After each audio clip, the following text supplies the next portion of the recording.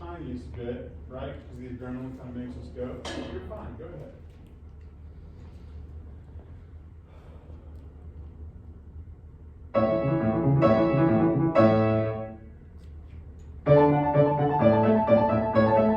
Gloria, Gloria, Gloria, Gloria.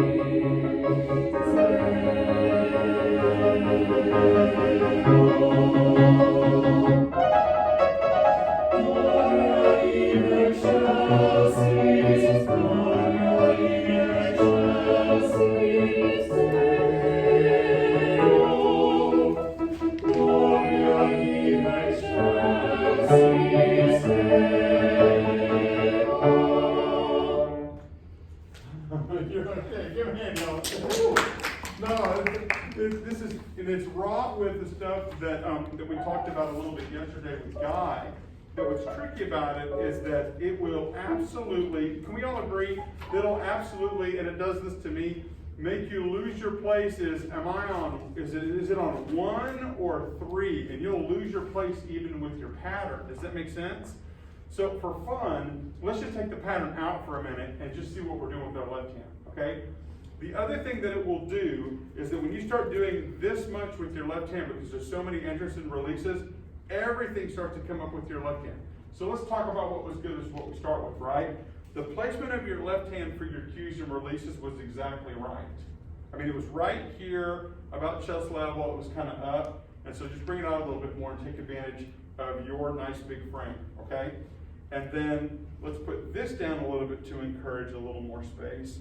And then just, normally when we weren't doing this, like last week, your pattern was nice and down. And so remember that when we're cueing, we want a good difference so that these two things are on the same plane. And so make sure that your pattern doesn't come up with your left hand.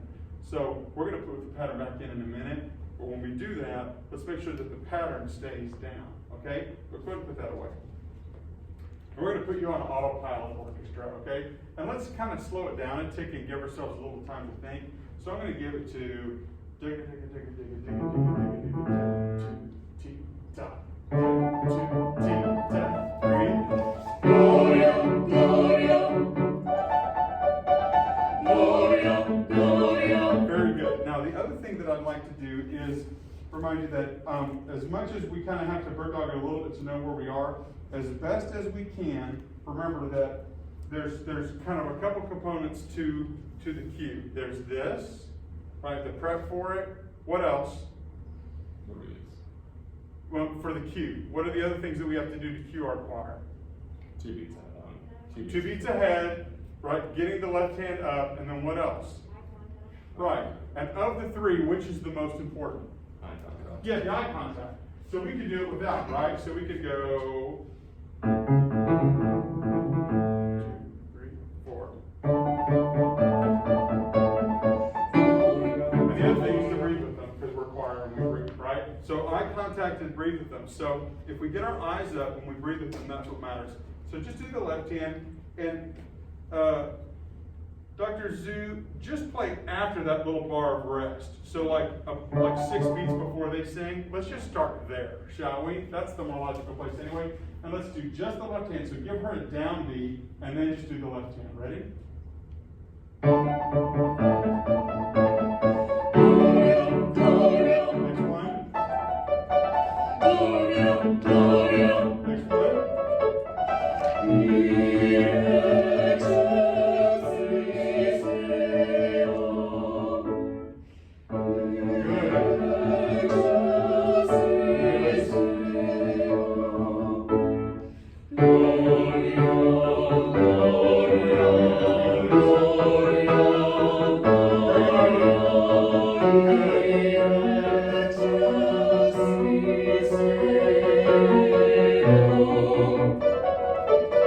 Stop. And so on that O, the little like no, right? That's for the ending kind of.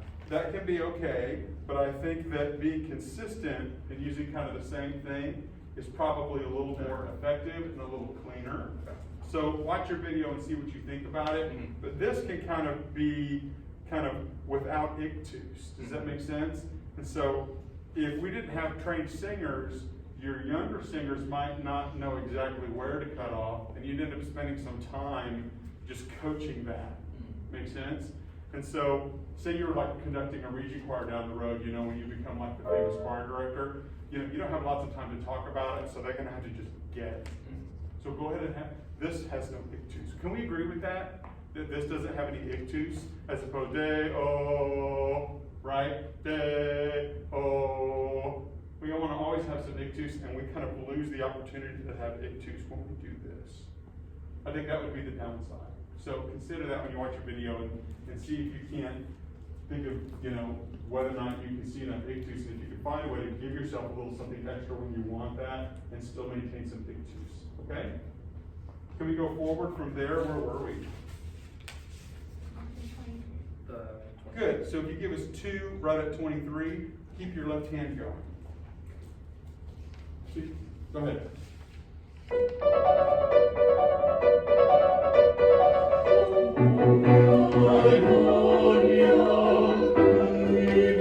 to get it 23. And think about like bringing it up kind of 2 minutes early and like get that eye contact up and like here it comes. Cool, right? And really give it to them nice and clear. Do your best. Get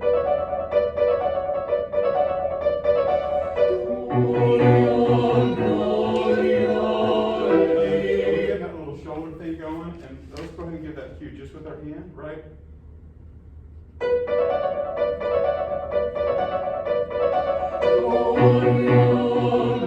Quick. I think we're quick. 2, T, ta, boom, tick it, tick it, tick it, tick it, tick it, tick it, 2, T, ta.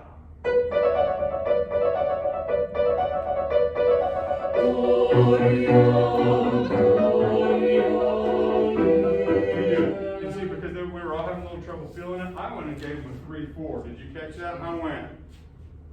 I went 3, glow, 3, glow, 3, glow. I gave him a really almost mechanical 3, glow. Try that. Show me. Ready? Go. 3, glow. Just so that they were like, okay, this is my tempo, and I know right where he is. Sometimes you give them a little extra, right? Go ahead.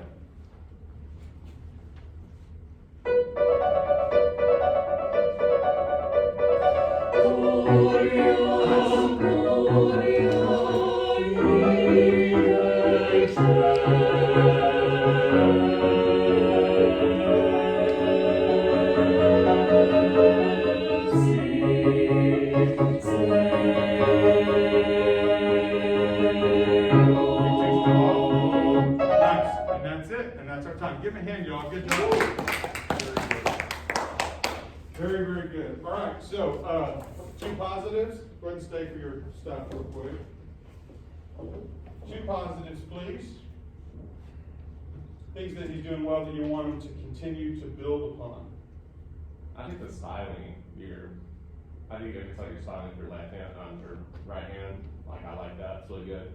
I also like your cue for the going to the next base, next Gloria, like Gloria in. Like I really like that too. I like it too. Katie? So even when things didn't go exactly as planned, he kept going instead of just giving up, which is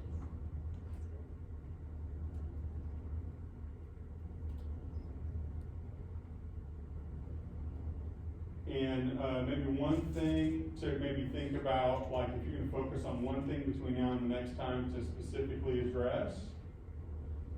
Don't forget to when it gets to you. At the beginning, you're kind of like, oh snap, man. It's like, like here we go. It's like here we go, you know. Like, you got this. I know you practice. You got this, man. Good, and I've got a good tip for that, okay? The best thing to do, like because when you're filling out a journal at the beginning, I had a young conductor last semester that was having a lot of trouble setting her tempo. And she would stop and go, that's not the tempo I want. And I have trouble with that too, I really do. And so the only way I've been able to fix that is I have to sing it in my head. In my head I have to go, Gloria, Gloria, take it, take it, take it, take it, take it, take it, Gloria, Gloria. That's the only way I can get my tempo right.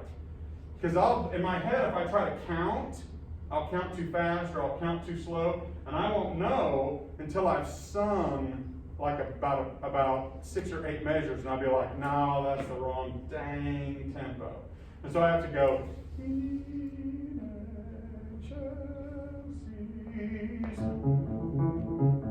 I'd like find a place that that's the spot that I'll know if the tempo's right, and I'll know what spot that is. And so if I'm doing Ave Verum, I'll be like,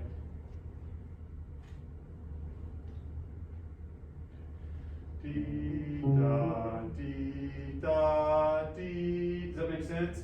But there's a spot in the song that you know if the tempo's what you want, and I have to sing to this day. I have to sing that in my head before I give a downbeat. Make sense? That's how you know. Okay? Good. Thank you, thank you, thank you, my friend. Thank you, everybody. Good. I'm gonna switch. Good job, Jim.